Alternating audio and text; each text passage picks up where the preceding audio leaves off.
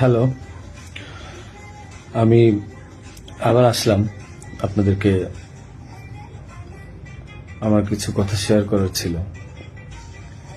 আমি ফেসবুকে ভিডিও দেওয়ার পর দেখলাম যে অনেকেই অনেক প্রশ্ন করছেন, নানা ধরনের মন্তব্য করছেন, আমার কথা হয়তো বিশ্বাস করছেন না।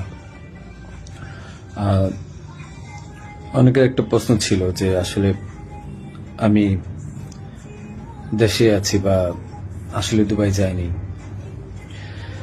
আমি একটু খুলেই বলি, কারণ এই 15-20 দিন পরে যেহেতু আমি বলছি, আমি দুবাইয়ের শারজাতে আছি। এখন আমি দুবাই আসলাম কিভাবে সেটাও বলি। আমার একটা ক্লোজ ছোট ভাই আছে, খুব কাছের। তার নাম হচ্ছে কাউসার মোল্লা, তার বাবার নাম হচ্ছে ইয়াসিন মোল্লা। তো এই কাউসার মোল্লা আমার খুবই ভালো একটা ছোট ভাই, সে আমাকে সবসময় হেল্প করে। তার ওখানে আমি ছিলাম এক রাত ছিলাম, কারণ ওখানে থাকার পিছনে কারণ হচ্ছে মানে তার সাথে আবার আমাদের যে র্যাব 2 সেখানে খুবই ভালো সম্পর্ক। তার ওখানের একটা এএসআই আছে তুষার নাম, তার সাথে খুব ভালো সম্পর্ক থাকার কারণে সে কিন্তু প্রথম আমাকে ফোন দিয়ে জানায় যে ভাই এই ঝামেলা হয়েছে, আপনি জানতে পারছি, আপনি আমার বাসায় আসেন, এরপরে আমি আপনাকে দেশের বাইরে পাঠানোর ব্যবস্থা করব। তো আমি পরে বুঝতে পারিনি, পরে ফেসবুকে দেখলাম, দেখার পরে সে আমাকে লিঙ্ক দিল, দেখার পরে আমি তার ওখানে চলে যাই এবং এক রাত তার ওখানে ছিলাম।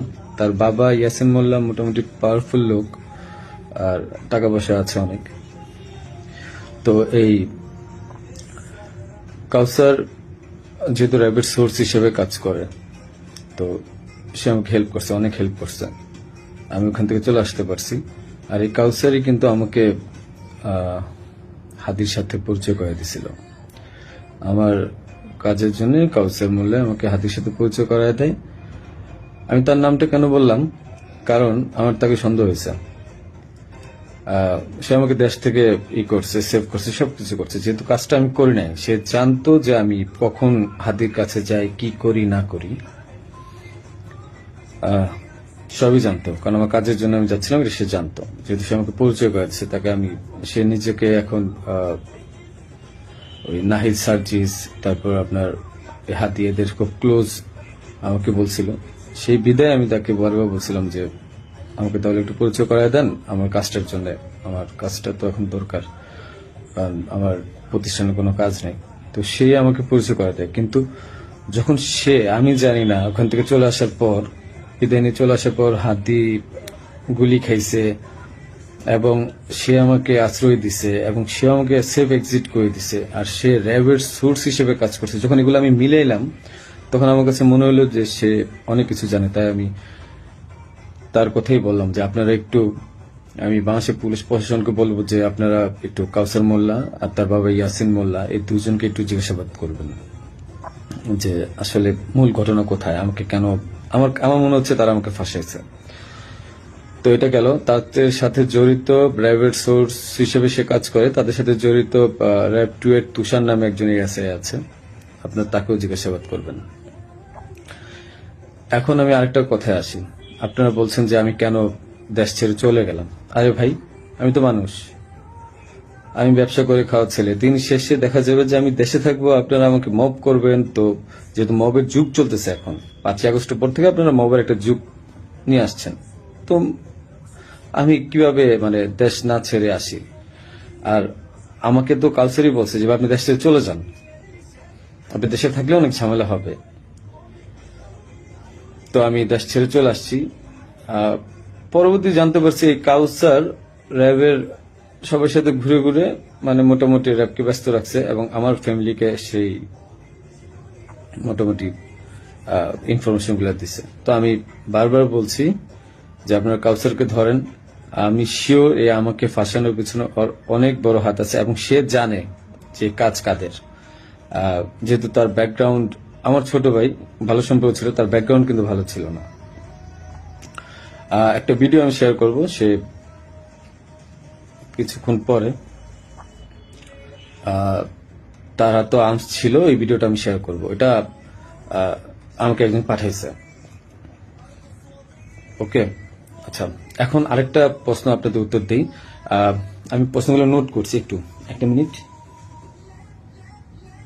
আচ্ছা, আমার ব্যাংকের যে ট্রানজেকশন, হ্যাঁ, আমার ব্যাংকের যে ট্রানজেকশন আমি বলি, আমি সরকারি কাজ যেহেতু করি, আমার ব্যাংকের ট্রানজেকশন প্রতি বছর যে টার্নওভার, এই প্রতিটা টার্নওভারের ভ্যাট ট্যাক্স দেওয়া, আমি প্রুফ দেখাই আপনাদেরকে। আহ, প্রতিটারই ভ্যাট ট্যাক্স দেওয়া। অ্যান্ড আমি ব্যবসা করি 2010 সাল থেকে। তো আমি ট্যাক্স দেওয়া শুরু করেছি মেবি 14 সাল থেকে। হ্যাঁ, তো ওসব কাগজগুলো নাই, একটা দুইটা বছরের খুঁজে পাইছি। এই যে দেখেন, 2022 সালে আমার 21 লাখ টাকা ট্যাক্স দেওয়া ছিল, এবং 2023 সালে আমার 66 লাখ টাকা, এবং এই বছর কিন্তু আমি 9 লাখ টাকা, ব্যবসা এত ভালো ছিল না, 9 লাখ টাকা আমি ট্যাক্স দিয়েছি। ঠিক আছে, আপনাদের আরো কিছু প্রশ্নের উত্তর দিব আমি। যে আপনারা বলছেন যে আসলে হাদি টাকা নেয় না, হাদি অনেক ভালো মানুষ। আমার যে 65 লাখ টাকা আপনারা বলছেন বাজেয়াপ্ত করবেন, এই 65 লাখ টাকা আমার দুইটা আইটি কোম্পানি থেকে আমাকে দেওয়া হয়েছে, এবং এটা পে অর্ডারের মাধ্যমে দেওয়া হয়েছে। আপনারা এগুলা আপনাদের যেই সিআইডি আছে তাদেরকে বলেন খুঁজে বের করতে। এটা আমার কামাই করা টাকা, তাদের সাথে ব্যবসায়িক ডিল ছিল, বিদায় এই টাকা তা আমাকে দিছে। আর এখন ওই টাকাটা আমি এফডিআর করে দিছিলাম আমার বাবুর জন্য, আমার ওয়াইফের নামে। ওই টাকাটা আপনারা বাজেয়াপ্ত করতে যাচ্ছেন, করেন, সমস্যা নাই। হাদিকে আমি 5 লাখ টাকা দিয়েছি, তার প্রমাণ হচ্ছে হাদি যখন আমার কাছে টাকা চায়, ঠিক এই টাকার উপরে আমি 5 লাখ টাকা লোন নিয়েছি ব্যাংক থেকে। আমার কাছে যদি ভাই 127,218,কোটি টাকা থাকতো, তাহলে আমি কি লোন নিতে যেতাম? আমাকে খুব মিথ্যাভাবে ফাঁসানো হয়েছে। আমি এগুলোর সাথে জড়িত না, বাবা মা জড়িত না। ওখানে আপনি এনআরবিসিতে খবর নিবেন আপনারা, যে আমি 5 লাখ টাকা লোন নিয়েছি, এবং লোন নিয়ে এই টাকা আমি হাদিকে দিয়েছি। কারণ সে আমাকে বলছিল যে ইসের ছাড়া, মানে অ্যাডভান্স ছাড়া সে কাজ করতে পারবে না। আরেকটা কথা, আপনারা বলতেছেন যে জাবের জাবের এত ভালো মানুষ, খুব ভালো মানুষ, মহৎ মানুষ, তারা টাকা নেয় না। জাবেরকে জিজ্ঞাসা করবেন, জাবেরকে ধরে এনে জিজ্ঞাসা করবেন যে এই গেঞ্জি বানায় দেওয়ার জন্য, 250 গেঞ্জি বানানোর জন্য কাকে বারবার ফোন দিছে, কার কাছে বারবার টাকা চাইছে। আমি ফয়সাল, আমার কাছে বারবার টাকা চাইছে ওরা। আর তাদেরকে, জাবেরকে আমি প্রথম 10,000 না 5,000 টাকা দিছি, সে বলছে ভাই হাদিয়া দিছে, যে নেন ফয়সাল ভাই। এত সৎ লোক আপনারা।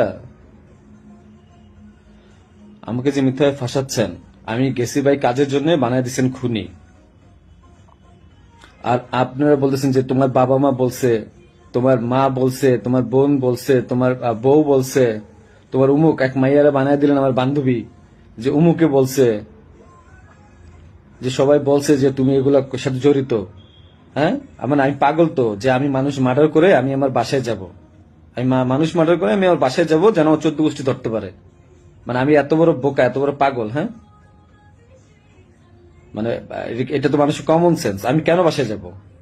আমি একটা মানুষের মার্ডার করছি, আমি তো সোজা এক্সিট নিব, আমি কেন বাসায় যাব?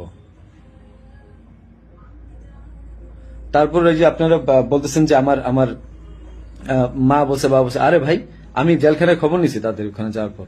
আমি আমার আত্মীয় স্বজন থেকে জেলখানায় খবর নিছি যে আসলে কি হয়েছে। আমার ওয়াইফ বলছে, আমার আমার বাবা মা সেম একই কথা বলছে, যে তাদেরকে বলা হয়েছে বারবার যে রিমান্ডে যদি 164 না দেন, তাহলে আমরা আবার আপনাদেরকে রিমান্ড করবো, এবং তখন কিন্তু আমরা টর্চার করব। তাহলে কি করবে যারা জীবনে কোনোদিন প্রথম জেলখানায় গেছে? কি মানে এগুলো কি আপনারা কি পাইছেন? যে আমি ওরা মার্ডার করছি, প্রমাণ কোথায় আপনাদের কাছে যে আমি ওকে মার্ডার করছি? আপনারা কালচারকে ধরেন।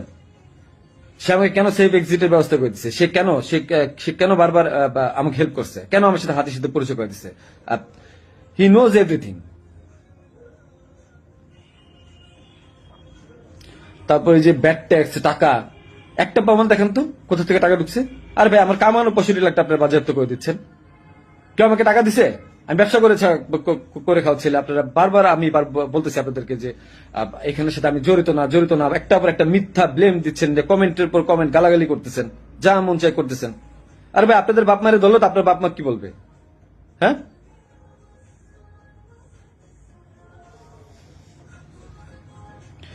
যে আপনাকে জিজ্ঞাসা করেন যে গেঞ্জি কার কাছ থেকে বাঁধিয়েছে, পতাকা কার কাছ থেকে বাঁধতে চাইছে, জিজ্ঞাসা করেন। এই খুনির বিচার হবে। আমাকে ফাঁসানোর চেষ্টা করছেন, করেন, কি করবেন? শাস্তি দিবেন, দেন। আমার বাপ মাকে তারা তো কিছু করে নাই। হ্যাঁ, পুলিশ সব জানে। কোয়া থেকে পিস্তল উদ্ধার করছেন, আমার শ্যালককে ফাঁসায় নিয়ে গেছে, কোথা থেকে পিস্তল উদ্ধার করে নিয়ে আসছে না? যা মন চায় দেওয়া, পুকুর থেকে পিস্তল উদ্ধার করে নিয়ে আসছে, মানে এগুলা কি ফাইজলামি? হ্যাঁ, আমার বোনের বাসায় পিস্তল পাইছেন, গুলি পাইছেন। এই গুলি পিস্তল আপনারা বলতেছেন বারবার যে তার বাসায় চিপা। আরে ভাই ওই জায়গার মধ্যে মোবাইল ফালাই দিছিল, ওই জায়গায় আমার মোবাইল ফালাইছে। ওই মোবাইল আনতে গেছে, ওইটা বানাইছে গুলি পিস্তলের জায়গা না? বাসা থেকে কারো কাছ থেকে পাইছেন? কারো বডি রিকভারি পাইছেন আপনারা?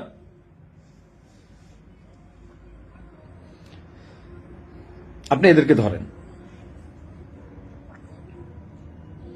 অনেক কিছু জানতে পারবেন। হাদির সাথে লাস্ট আমার একবার কথা হয়েছিল যে একটা বিষয় নিয়ে, যে ও মানে যখন যে সাদিক কামরে মেবি জামাত থেকে নিয়েছে, ও খুব আপসেট ছিল যেহেতু ও জামাতের প্রোডাক্ট। আমাকে বারবার বলতেছিল যে ভাই আমার খুব মনে হয় কষ্ট হয়ে যাবে। আমি ওরা বলছিলাম ফাইজলাম করে যে মির্জাবাজ ভাই তো খুবই ভালো মানুষ, ওনার কাছে যান, উনি আসলেই ভালো মানুষ। ভাই তো ভালো মানুষ, হাদি নিজেও বলছে যে মির্জাবাজ ভাইয়ের কাছে যান, উনি ভালো মানুষ, ওনার কাছ থেকে আপনি যা 2-4 কোটি টাকা নিয়ে আপনি নির্বাচনটা বাদ দিয়ে দেন। এটা আমি একবার ফাইজলাম করতেই বলছি। তো বলছে ভালো, তো ভাই যদি টাকা দেয় তাহলে তার নির্বাচন করা লাগবে না। তো হাদির মুখে শোনা মির্জাবাজ ভাই ভালো লোক মানুষ, মির্জা আব্বাসের মতো লোক এই কাজ করতে পারে না। যারা করতে পারে তাদেরকে জিজ্ঞাসা করেন। ফাইজলামের একটা সীমা থাকা উচিত। জামাত শিবিরকে ধরেন,